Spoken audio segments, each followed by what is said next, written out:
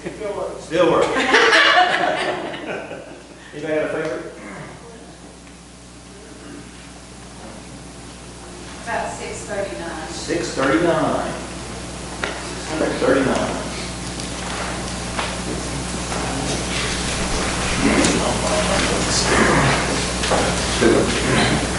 639. How sweet, how heavenly is the sight when those that love the Lord in one another's peace delight, and so fulfill the word. When each can feel his brother's side, and with him bear apart. When sorrow flows from eye to eye, and joy from heart to heart. When love in one delightful string through every bosom flows. When union sweet and irresistible in every action glows. Love is the golden chain that binds the happy souls above, and he's an heir of heaven who finds his bosom glow with love.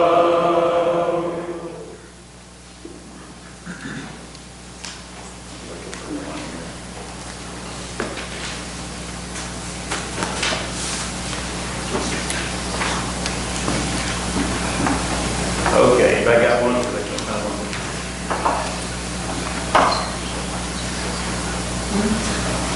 Anybody got a favorite? Be here one in the spirit. We are one in the Spirit, we are one in the Lord. We are one in the Spirit, we are one in the Lord. And we pray that our unity may one day be restored. And they'll know we are Christians by our love, by our love. Yes, they'll know we are Christians by our love. We will walk with each other, we will walk hand in hand. We will walk with each other, we will walk hand in hand. And together we'll spread the news that God is in our land. And they'll know we are Christians by our love, by our love. Yes, they'll know we are Christians by our love. How about 788? 788. We're going to give you overtime, okay? Make sure you get everything in. Oh, to be like thee, blessed Redeemer, this is my constant longing and prayer. Gladly I'll forfeit all other treasures, Jesus thy perfect likeness to wear. Oh, to be like thee, oh, to be like thee, blessed Redeemer, pure as thou art. Come in thy sweetness, come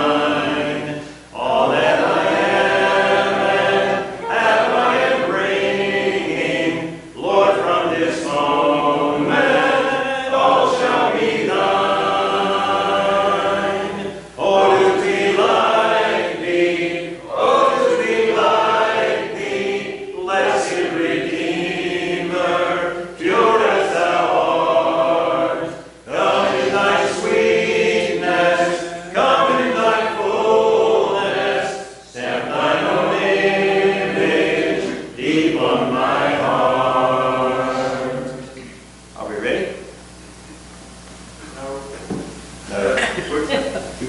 We're not. Hey, we've got some technical issues. But we let you, we're not able to pull up the slides at the moment. We can give the reports. Once you give a report, share what you're doing. There we go. I think other people can. Okay. Now, they came to hear you guys, listen to us.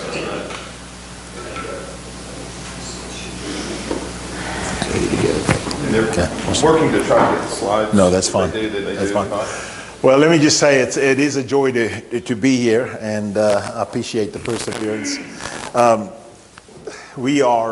We leave for Africa next month, so we solicit your prayers. We're excited about the partnership that we have with you all. There's a lot of great things that have happened this past year that we wanted to share with you. I think we usually come maybe a little later, but because we're having to leave earlier because of tremendous events that are happening over there. So let me just share with you some of the things that are happening. I'm going to talk a little bit about our good works. Currently we have a little over 440,000 people that get clean water from our wells every single day in 4 countries. 137 wells have been drilled so far. We began our 18th year for Partners for Africa last month. And so to see how that has made the difference, 37 new congregational plants have come from drilling those water wells. Now, you know that we don't drill water wells just at random. There's a purpose to it. We want them to, our goal is for them to know living water, and to be able to do that, wells are drilled strategically, either where we already have planted a church or where we are planning to plant a church. And so for that reason, a lot of good things happen.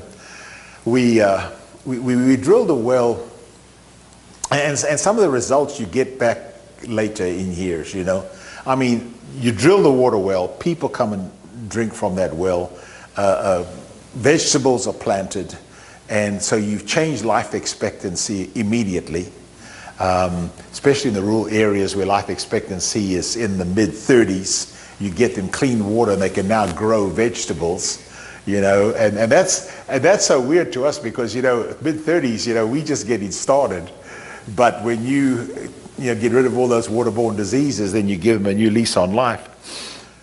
But in Kera 9, Church of Christ was established about 16 years ago. It was one of the congregations we helped plant. And so we drilled a well there. And people from the community have come and they've enjoyed from the well the water. They've grown vegetables with our brothers and sisters on the property. Some of them have been added to the body of Christ. But in the area, the government doesn't have much water. What I mean is, during the last 3 years of drought, those communities, let me just tell you, rain comes, if it's a good rainy season, it'll come, the end of October, but it ends in March. And then it's done. Now, if it's not a good rainy season, you're not gonna have much water left over, and the government dams didn't fill up. And so when you get down to May, June, July, those communities, they are having water coming to those communities once every 5 days. I mean, it's just beyond us. I mean, we just can't imagine that. So we drilled this well, up to over 1,000 people a day coming and getting water with their buckets, But because we had reliable water, the government let us build a school there.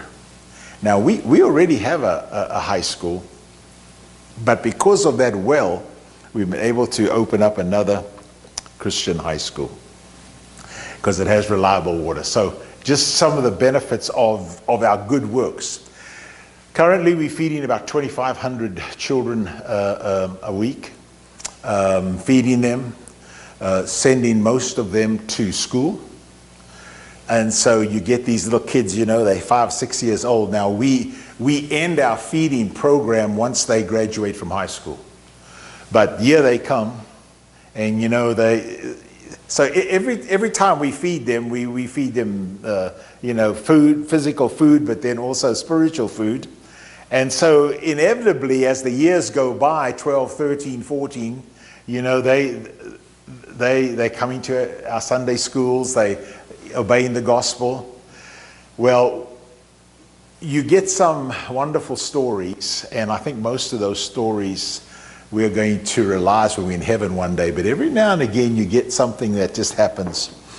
3 boys started coming, they were orphans, 10, 11 years ago.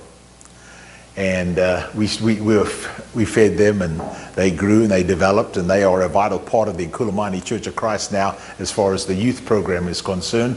They're now 20, 21, 19, around there. Emmanuel is one of the orphans that came there, and he did so well at school. I said to him, he just took advantage of it, and now he's been accepted into medical school. Now so here's this little orphan that comes, but we have this complex out there about 50 miles outside of the city that has this high school, but the first thing we did was build a clinic. So now we're looking at surgery, building a surgery there as well. Well, here comes this little orphan. God, it just blows our minds. Here comes this little orphan. We send him to medical school, and now he's going to come back and be one of the doctors there. It's just amazing. And when I tell you these stories, I want you to know that you all are a part of this, okay? And we are so thankful that you are. We just, as you know, our oldest son, Lee, he works with us full time. And now Tristan has come on board also. So people have said to me in years gone by, the most recent years, have said to me, well, Dorian, you're getting on in years, which I don't appreciate, But anyway, so what about Partners for Africa if the Lord tarries? And so God has provided that, So we're thankful for the generations that are going to help as well. But our son Lee is head of our ACT program, and so because of that, it's really helped our outreach. So we've got the feeding program, got the water program, and the ACT program, and we've just shipped several containers within the last year and a half. Things have gone back to normal since, post-COVID now. So really thankful about that. We just shipped a container to our school in Zimbabwe. The reason I want to tell you about that is because this school, thanks. That'll advance them. Oh, watch out, man. Sorry. Thank you for your persistence, man. That's awesome. That's awesome, man. Okay. Man, I really appreciate that. That's diligence right there. So let me just, okay. Okay, so I have to tell you this a little bit here, because I want some of you to come with us, okay? And if you come to Africa, you've got to go on some sort of mini safari, So we found a new place. There's this family, 3rd generation, got this citrus farm, okay? And now when I say citrus farm, I mean they've got 1,000 acres of orange trees. And they're about to bring another 1,000 acres on. Now, the problem is they're in a wildlife area. So baboons love oranges, but who else loves oranges is elephants. And you don't go to a herd of elephants and go shoo shoo, It just doesn't work, So Tristan and I, a few months ago, we went to go check this out. And what happened was they have their grade A oranges they pick every day. Now, how do you get rid of the elephants and the baboons? Well, on their property, it's a massive ranch they have, a massive place. They've got a small canyon. And so all the grade B on down oranges, they put into these wagons, and they go take them to the canyon and dump them there. Well, now the elephants, they go there now. The baboons go there. When you get there 3 in the afternoon, you can watch the baboons starting, you know. And what happens is you can go spend the night there. You can sit above the canyon, and while you eat, you can watch the elephant eat. and I mean, they're 200-300 elephants just coming and going. It absolutely blows your mind. So I hope that's a big enough hook, by the way, to get you all to come. So this is our team. And when I say Sherry's having a little problem with her back, so she's resting it because we leave next month. And then our son Lee to my right, and then there is his son Boston, and then of course Tristan and Dakota. And that was us all this summer. And we're so thankful for the help that they all give in their special ways. So this is our Mom Project, 2,500 orphans. You can see the countries where we're feeding. By the way, we kept 800 families alive this past year. And we used some of the funds that you gave us, by the way. 800 Christian families that were not only just Christian families, but families and friends that had no food. And I'm telling you, would have died if we didn't give them at least one meal a day. Because they were down to about 3 meals and no food, you know. So anyway, so that's some of the feeding we're doing. It's just amazing. This is special because these are some of the kids, okay, and we sponsoring them.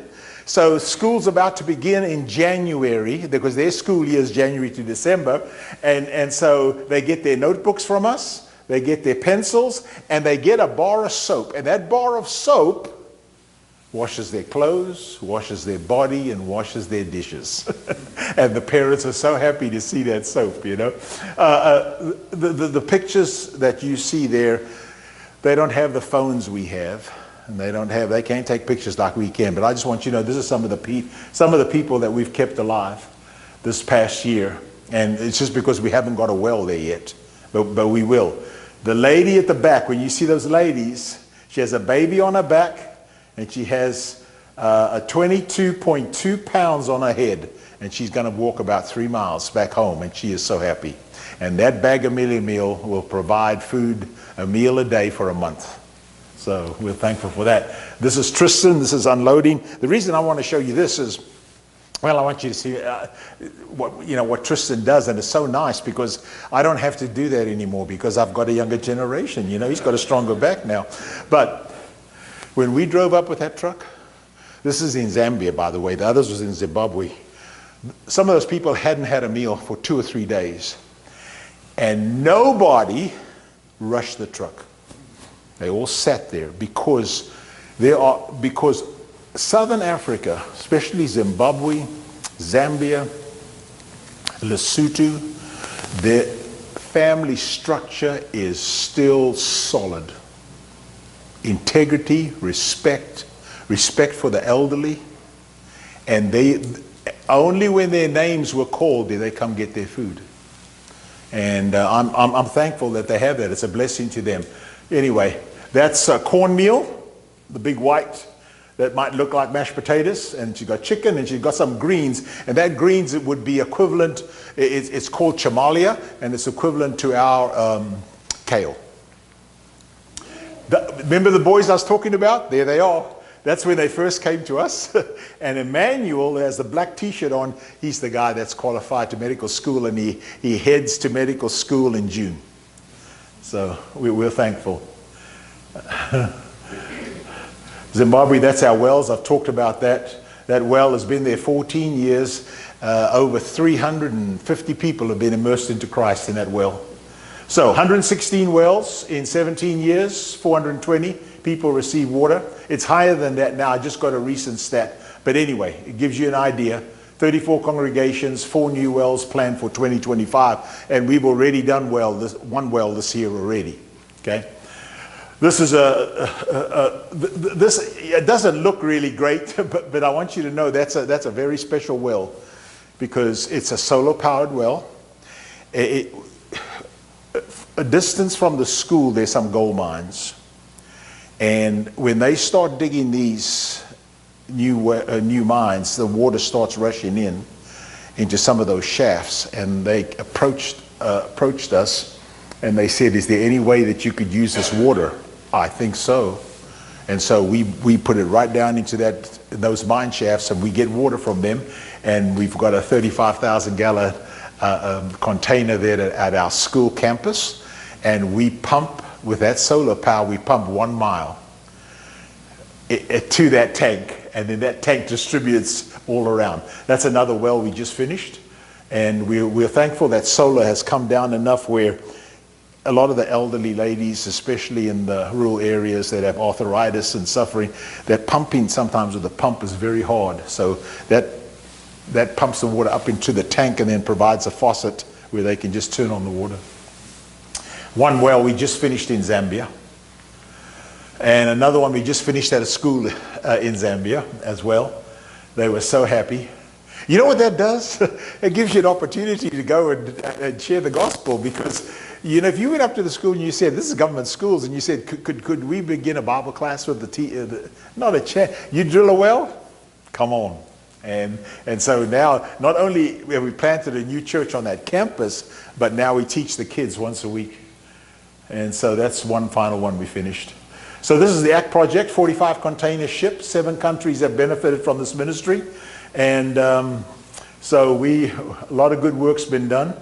This is one that just arrived in Swaziland about 3 months ago. And this is them celebrating distribution. And that's my son Lee, that's that loading that container that I just talked about, desks and chairs that I was getting to. So there was a lady at the Huntington Church of Christ who was connected with the Huntington High School, and they had replaced all their furniture, and so we got all their desks. And if you'll notice on the right there, they gave us those boxes, except they all have smart boards. So here's our rural high school, in Zimbabwe, and they are brand new. We are so excited. So that is about to arrive, I think, next week. Well, it's supposed to arrive. So this is our school, and I'm going to turn it over to Tristan. Oh.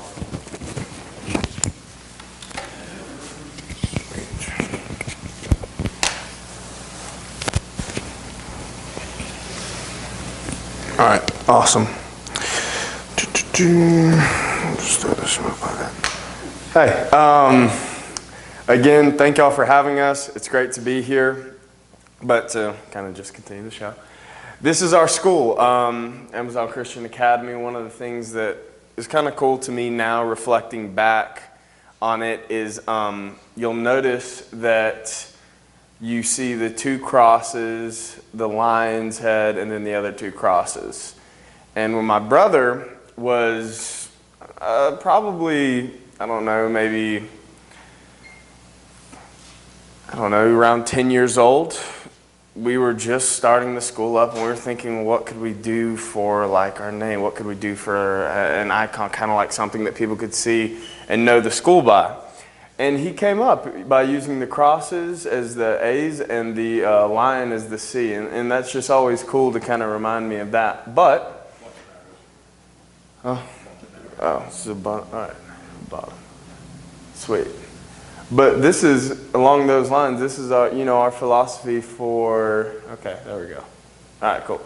But this is the philosophy for, our staff, our students, and everyone who's out at the school. But, we really do want to prepare these students for life globally and eternally. And, we want that as well for our staff and anyone who comes to the school and is in these environments. But this is our school. These are 3 of our classroom wings. I know that this church has helped out, especially with this classroom wing, and we thank y'all so much for that, because with this classroom wing, it's been very, very cool and special what has come from this, not just that we have another classroom wing, but the opportunity that we have inside this classroom wing. As you can see on top of the classroom wing, we have these satellite panels, and we use these satellite panels for our computer lab. And computer lab to us in the States is like, well, of course you have a computer lab at a high school. They got to know how to operate computers. But when you go out to the bush in Africa, and these kids are living in mud huts, when they come to school, they basically get to time travel to a different time, a different place. Because, at home, they don't even have running water, but then they get to come to school and have access to the World Wide Web. This is actually the first day our students got opportunity to get on the computers and just kind of play around and learn how to use them. But what's also awesome about this is with being in a third world country and job opportunities are low, the more access you can give them to things like technology, and the more things you can just educate them on, the more opportunity they have to get a job. And if they can, they can get a job, they can sustain themselves, well, that provides more opportunity to share the gospel. This is one of my favorite buildings. This is our athletic building. This is one of the main reasons why I'm really excited about this. But recently, last time we were there, before we left, we got our weights into the school. And, of course, our main focus is education for living and going on to their career, and also educating them spiritually and helping them grow in that aspect. But with having a high school and having sports, we want to be the best at everything we do. So in order to get that, if you want to be a successful sports team and you want to be able to push these kids to the next level, not just mentally, but also physically, you give them this. And since being malnourished and living in the bush, they're not as strong or as built as a lot of these kids in these areas, but giving them these weights and being able to feed them every day at the school, this gives them, this really, really helps their health overall, just sustaining that and building their bodies. So this is really, really great. This is actually the man in the red tie, I believe, is a government official from Zimbabwe, and they had been hearing about our school, and they wanted to see what it was about. And so he came out to our school, and he saw our weights and was amazed that a school in the bush that doesn't have, because when you drive out there, it's like bumpy, one-lane road. You got to drive through the dirt to get out to the school. And he was amazed that we had these kind of tools.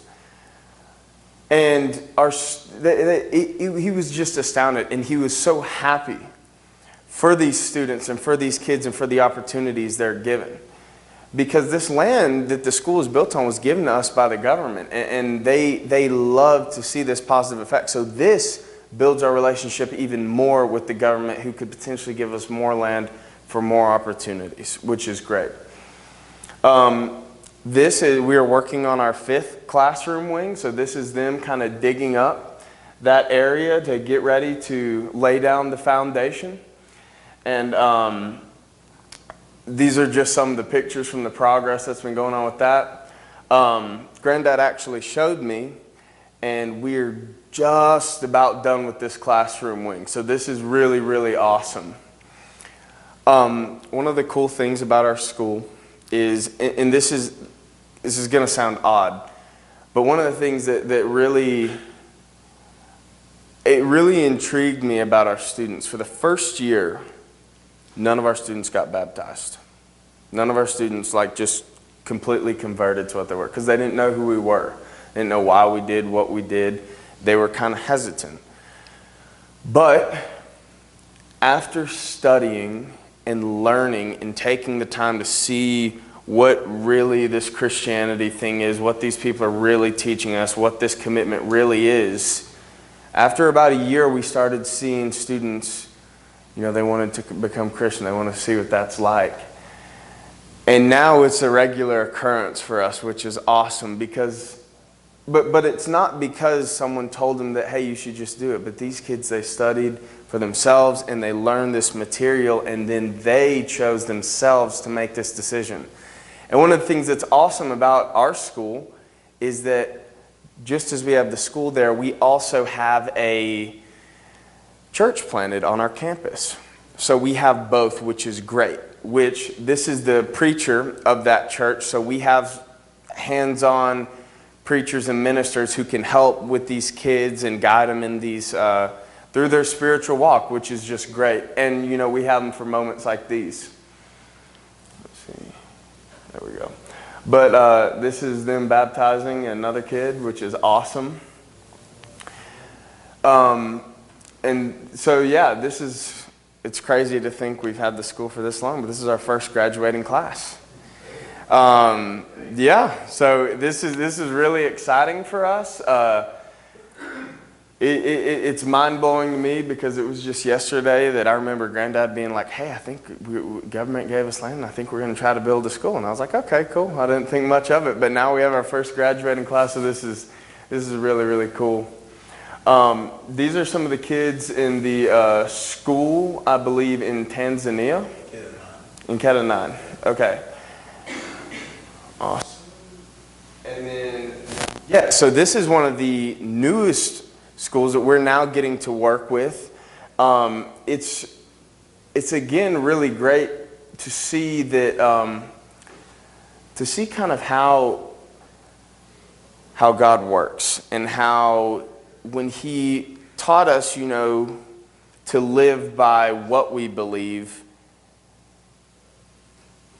it can it opens doors that it wouldn't have otherwise. And, you know, kind of what goes around comes around. And because we have planted wells and we've fed orphans and we've stepped out and we've done these good works, schools like these are giving us opportunity to come in and teach the gospel and help these people out in a way that we couldn't have had we not done those good works. So it's just amazing the opportunities you're given if you really just lean into what you believe. But this is one of the wells we have out at that school, and this is just this is a fruit of the work that we're doing. You know, we've done this good work, and now we're getting this opportunity to prepare these students. 1,162 people baptized into Christ last year. And this is amazing. You know, we're over 100 churches planted since the beginning of our work, and God has immensely blessed us and in this work that we all do together. But you don't get those numbers, you don't get those results unless you live as if you believe that what Jesus said is true. Like, unless you go out into the world and you treat your life as you everything that Jesus said, in the way that you live, in the way that you act, in the way that you walk, in the way that you talk, when you do those things, it opens up doors, and then you see stuff like this. You have to do these good works. You have to put this out there, and when you do that, that's when people are inclined to listen to you. So this is a fruit of that, and I love that we're able to do that, but you got to start somewhere. So, again, thank y'all for giving us this time in class. I know we kind of had some technical difficulties, but still, I appreciate y'all working with us, and I appreciate the opportunity to speak. So, thank y'all.